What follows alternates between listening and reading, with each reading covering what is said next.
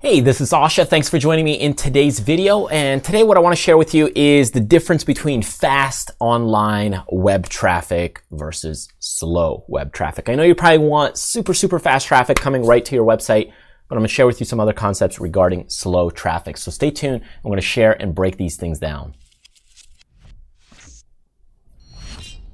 All right, so there's a ton of website traffic resources out there. You could go ahead and do some analyzing. You could go ahead and get traffic from Facebook, Instagram, Craigslist, you name it, Google, YouTube. There's so many places where you can go ahead and get traffic. But the key question is, are you going to go ahead and get that traffic fast? Or are you going to go ahead and get that traffic slow? And in many mediums that you go ahead, whether it's Facebook, Instagram, there's a fast way to do it and also a slow way to do it. Now, you might be thinking, well, of course fast is better, but not always the case. And before we continue, keep in mind that you could go ahead and download a lot of different cool traffic, PDFs, guides, and freebies at our website at BackstageIncome.com.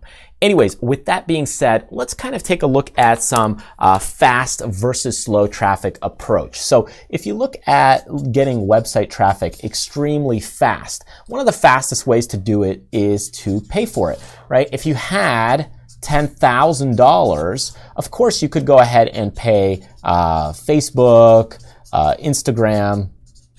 You could go ahead and pay Pinterest, all these kinds of different websites to sponsor you or sponsor your ad, and then you go ahead and redirect traffic, right? Remember, you're not generating traffic. All you're doing is redirecting traffic to your site. That's really the whole big picture behind getting traffic. Now, the slow approach is you go ahead and do things in the free way. So you go ahead and use the resources that you have. So for example, you go ahead and write content.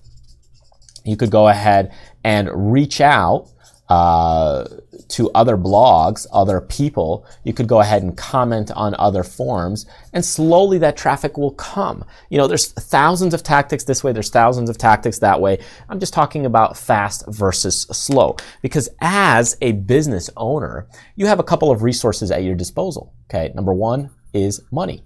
If you have a ton of money, the ads is the way to go because you got tons of money to blow. You could go ahead and test things and it's the fastest, right? But you're using a resource. Now, time is another resource. So if you have a lot of time, but you don't have a lot of money, it's great to go ahead and kind of write content. And of course, energy. Now, energy could be a combination of time, but energy is really how much work effort could you put into it. It could be your skill sets as well.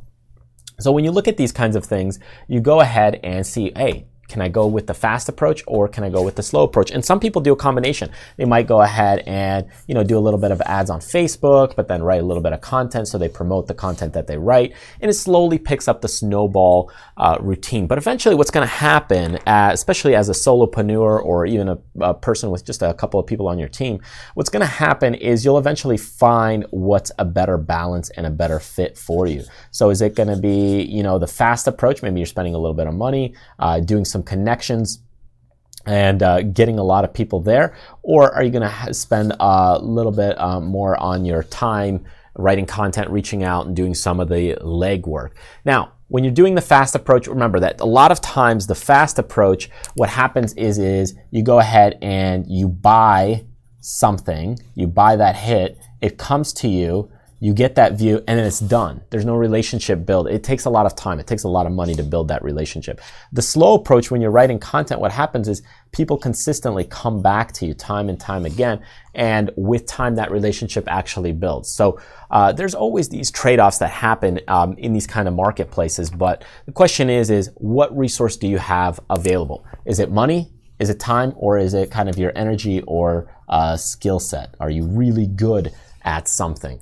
So if you are, then go ahead and take a look at your skill set and maybe use that to your advantage. If you got a ton of time, use that to your advantage. If you got a lot of money, then of course, use that to your advantage. So all these things really just come down to you personally. If you're going to think that, hey, you're going to get traffic really quick, you could really do it on any platform. It doesn't matter if it's Instagram, Facebook. There's not one single platform that's better until you really are looking at your audience. Where is your audience?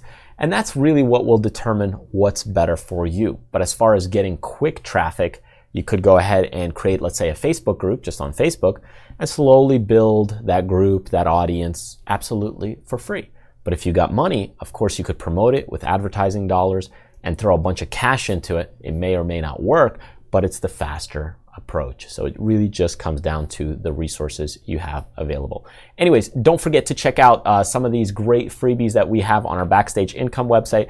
And of course, if you're brand new, subscribe to the YouTube channel. Get those freebies by clicking the link right over here, and stay tuned for the next video.